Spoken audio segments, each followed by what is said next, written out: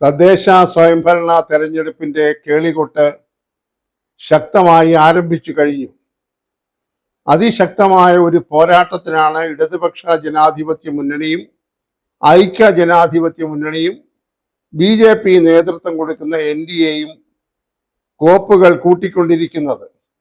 യഥാർത്ഥത്തിൽ മൂന്ന് മുന്നണികൾ ഒരളവിൽ പറഞ്ഞാൽ ശക്തമായി തന്നെ ഏറ്റുമുട്ടുന്ന ഒരു അന്തരീക്ഷമാണ് ഇപ്പോൾ കേരളത്തിൽ നാം കാണുന്നത്. താരതമ്യേന ദുർബലരായിരുന്നു എന്ന് കരുതിയിരുന്ന BJPക്ക് അമിതമായ ആത്മവിശ്വാസം നൽകുന്ന രീതിയിൽ അവിടെയായി ചില സ്ഥാനങ്ങളൊക്കെ ലഭിച്ചതുകൊണ്ട് അവരും കടുത്ത ആത്മവിശ്വാസത്തിലാണ് ഈ പ്രാവശ്യം ഈ തെരഞ്ഞെടുപ്പിൽ പങ്കെടുക്കുന്നത്. ഇവിടെ കേരളത്തെ സംബന്ധിച്ചിടത്തോളം പരമ്പരാഗതമായി രണ്ട് മുന്നണികൾ തമ്മിലുള്ള മത്സരമാണ് എപ്പോഴും രാഷ്ട്രീയ രംഗത്ത് നടക്കുന്നത്. മാർക്സിസ്റ്റ് കമ്മ്യൂണിസ്റ്റ് പാർട്ടി നേതൃത്വം കൊടുക്കുന്ന LDFും ഇന്ത്യൻ നാഷണൽ കോൺഗ്രസ് നേതൃത്വം കൊടുക്കുന്നതായ ഐക്യ ജനാധിപത്യ മുന്നണിയുമാണ്. എന്നാൽ ഇപ്പോൾ BJPയും ഒരു മുന്നണിയുടെ പേരിൽ അവരോടൊപ്പം നിൽക്കുന്ന മുന്നണിയുടെ ഘടകകക്ഷികളൊക്കെ വളരെ ദുർബലരാണെങ്കിൽ പോലും NDA എന്ന് പറയുന്ന ദേശീയ വിശാല സഖ്യത്തിന്റെ പേരിലാണ് ഇവിടെ ഈ മത്സരിക്കുന്നത്. ഇപ്പോൾ തിരുവനന്തപുരം കോർപ്പറേഷനാണ് പൊതുവെ ഈ തെരഞ്ഞെടുപ്പുകളിലൊക്കെ ജനശ്രദ്ധ ആകർഷിച്ചിരിക്കുന്നത് എന്ന് പറയേണ്ടിയിരിക്കുന്നു. കാരണം കേരളത്തിലെ 6 കോർപ്പറേഷനുകളിൽ ഏറ്റവും വലിയ കോർപ്പറേഷനാണ് തിരുവനന്തപുരം കോർപ്പറേഷൻ. രണ്ട് പ്രാധാന്യം: ഒന്ന്, ഏറ്റവും വലുത് 101 വാർഡുകൾ ഉള്ളതായിട്ടുള്ള ഒരേ ഒരു കോർപ്പറേഷനാണ് തിരുവനന്തപുരം കോർപ്പറേഷൻ. രണ്ടാമത്തെ പ്രാധാന്യം എല്ലാവർക്കും അറിയാവുന്നതുപോലെ കേരളത്തിന്റെ തലസ്ഥാന നഗരിയാണ്. അപ്പോൾ ഇതുകൊണ്ട് ജനശ്രദ്ധ വല്ലാതെ ഒരുപക്ഷെ ലോകത്തുള്ള എല്ലാ മലയാളികളും വളരെയേറെ ശ്രദ്ധയോടുകൂടെ തിരുവനന്തപുരം കോർപ്പറേഷനിലെ തെരഞ്ഞെടുപ്പിനെ വീക്ഷിക്കുന്നു എന്നതൊരു പരമാർത്ഥമാണ്. ഇവിടെ ഇപ്പോൾ നാം കാണുന്നത് സാധാരണയിൽ നിന്ന് വ്യത്യസ്തമായി വളരെയേറെ താരമൂല്യമുണ്ട് എന്ന് കരുതുന്നതായിട്ടുള്ള സ്ഥാനാർത്ഥികളാണ് മൂന്ന് മുന്നണികളുടെയും ഭാഗമായി രംഗത്ത് വന്നിരിക്കുന്നത്. സാധാരണ ഒന്നും ആ തരത്തിൽ വലിയ പ്രശസ്തരായിട്ടുള്ള ഔദ്യോഗിക സ്ഥാനങ്ങളിൽ ഇരുന്നവരോ അല്ലെങ്കിൽ മറ്റേതെങ്കിലും മേഖലയിൽ പ്രശസ്തരായിരുന്നവരോ ഒന്നും തന്നെ കോർപ്പറേഷനിൽ മത്സരിക്കുന്നത് ഒരു രീതിയായിരുന്നില്ല. എന്നാൽ ഇപ്പോൾ തിരുവനന്തപുരത്ത് പ്രഖ്യാപിക്കപ്പെട്ടിരിക്കുന്ന സ്ഥാനാർത്ഥികളിൽ മുൻ MLAമാരുണ്ട്, മുൻ മേയർമാരുണ്ട്, മുൻ IPS ഉദ്യോഗസ്ഥരുണ്ട്, അതുപോലെ തന്നെ പാർട്ടിയുടെ മുൻനിരയിൽ നിൽക്കുന്ന എല്ലാ കക്ഷികളുടെയും പ്രധാനപ്പെട്ട നേതാക്കളുണ്ട്. ധാരാളം അസാധാരണമായി കാണുന്ന ഒരു കാഴ്ച എന്ന രീതിയിൽ ചെറുപ്പക്കാരുണ്ട്, യുവാക്കളുണ്ട്, യുവതികളുണ്ട്. 23 വയസ്സ് വരെ പ്രായമുള്ള യുവാക്കൾ വിദ്യാർത്ഥി സംഘടനാ രംഗത്തും യുവജന സംഘടനാ രംഗത്തും ഒക്കെ പ്രവർത്തിച്ചിരിക്കുന്ന പെൺകുട്ടികൾ ഉൾപ്പെടെ എന്ന് തന്നെ പറയട്ടെ, വനിതകൾ ഉൾപ്പെടെയുള്ള ഒരു വലിയ സംഘമാണ് ഇപ്പോൾ തിരുവനന്തപുരം കോർപ്പറേഷനിൽ പ്രത്യേകിച്ച് മത്സരിക്കുന്നത്.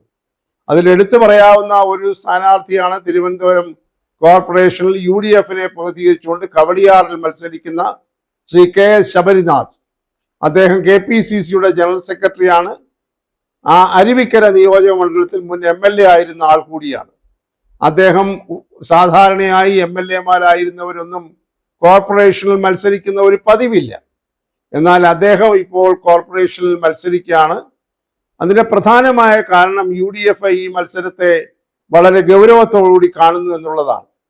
അതായത് പ്രധാനപ്പെട്ടതായിട്ടുള്ള നേതൃനിരയിലുള്ള ആളുകളെ തന്നെ മത്സരിപ്പിച്ച് ഏത് വിധേനയും തിരുവനന്തപുരം കോർപ്പറേഷന്റെ ഭരണം ഈ പ്രാവശ്യം പിടിച്ചെടുക്കണം എന്നുള്ള നിഷ്ഠയോടുകൂടി തന്നെയാണ് UDF തുടക്കം മുതൽ പ്രവർത്തിച്ചുകൊണ്ടിരിക്കുന്നത്. എന്നാൽ അതിനെ തന്നെ ശക്തമായി നേരിടുന്ന രീതിയിലാണ് CPMന്റെ നേതൃത്വത്തിലുള്ള മുന്നണിയിലെയും ചില സ്ഥാനാർത്ഥികൾ അവതരിപ്പിച്ചിരിക്കുന്നത്. അതിൽ മുൻ മേയർമാരുണ്ട്, പലവട്ടം കൗൺസിലർമാരായിരുന്നവരുണ്ട്. അവരെല്ലാം ജില്ലയെ സംബന്ധിച്ചിടത്തോളം വളരെ പ്രധാനപ്പെട്ട നേതാക്കന്മാർ തന്നെയാണ്.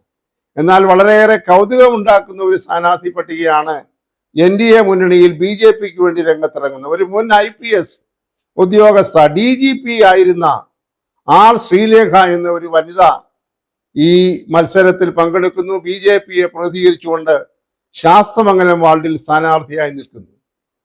അതോടൊപ്പം തന്നെ അർജുന അവാർഡ് നേടിയിട്ടുള്ള ഒരു പ്രശസ്തമായ കായിക താരമായിരുന്ന ശ്രീമതി പത്മിനി തോമസ് BJPക്ക് വേണ്ടി പാളയം വാർഡിൽ മത്സരിക്കുന്നു.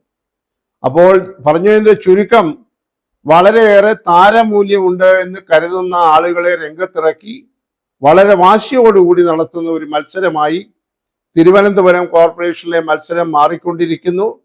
മൂന്ന് മുന്നണികളും അതിശക്തമായിട്ടുള്ള പോരാട്ടമാണ് ഇവിടെ കാഴ്ചവെക്കുന്നത്. ആ തരത്തിലുള്ള പ്രവർത്തനങ്ങൾ ആരംഭിച്ചു കഴിഞ്ഞു.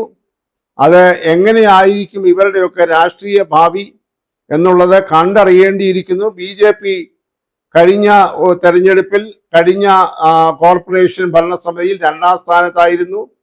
1ാം സ്ഥാനത്ത് ഈ ഇടതുപക്ഷ ജനാധിപത്യ മുന്നണിയായിരുന്നു. അപ്പോൾ അവരവരുടെ സ്ഥാനം നിലനിർത്താൻ ശ്രമിക്കുന്നു. 2ാം സ്ഥാനത്തായിരുന്ന BJP 1ാം സ്ഥാനത്താകാൻ ശ്രമിക്കുന്നു. ഭരണം നഷ്ടപ്പെട്ടിരുന്ന UDF ഭരണം തിരിച്ചു പിടിക്കുന്നതിനായി അവർ ശ്രമിക്കുന്നു. അങ്ങനെ വളരെയേറെ വാശിയും വീറും ഉള്ള ഒരു മത്സരമായി തിരുവനന്തപുരം കോർപ്പറേഷനിലെ മത്സരം മാറിക്കൊണ്ടിരിക്കുന്നു. ഇത്തരം താരമൂല്യമുള്ള സ്ഥാനാർത്ഥികൾ ഒരുപക്ഷെ കേരളത്തിൽ മറ്റ് പലയിടത്തും ഉണ്ടാകണമെന്നില്ല. എറണാകുളത്തും കൊച്ചിയിലും, എറണാകുളത്തും തൃശ്ശൂരും, കണ്ണൂര്, കോഴിക്കോട്, കൊല്ലം തുടങ്ങിയ സ്ഥലങ്ങളിലൊക്കെ, തൃശ്ശൂരുമൊക്കെ പ്രധാനപ്പെട്ട സ്ഥാനാർത്ഥികൾ ഇല്ല എന്നല്ല അതിൻ്റെ അർത്ഥം. എന്നാൽ തിരുവനന്തപുരത്തിന്റെ പ്രത്യേകത വെച്ച് നോക്കുമ്പോൾ ഈ സ്ഥാനാർത്ഥി പട്ടികയിലെ പ്രമുഖർ വളരെയേറെ ശ്രദ്ധയെ ആകർഷിക്കുന്നു. വാർത്താമൂല്യങ്ങളുള്ളതാണ്. അത് പരക്കെ ചർച്ച ചെയ്യപ്പെടുന്നുണ്ട്. എന്തായാലും ഇവരുടെയൊക്കെ രാഷ്ട്രീയ ഭാവി നിർണ്ണയിക്കാൻ പോകുന്ന ഒരു വലിയ തെരഞ്ഞെടുപ്പായിരിക്കും ഇത്. 2026 നടക്കാൻ പോകുന്ന നിയമസഭാ തെരഞ്ഞെടുപ്പിന്റെ ഒരു സൂചിക കൂടിയായിരിക്കും എന്നാണ് എല്ലാവരും കരുതുന്നത്.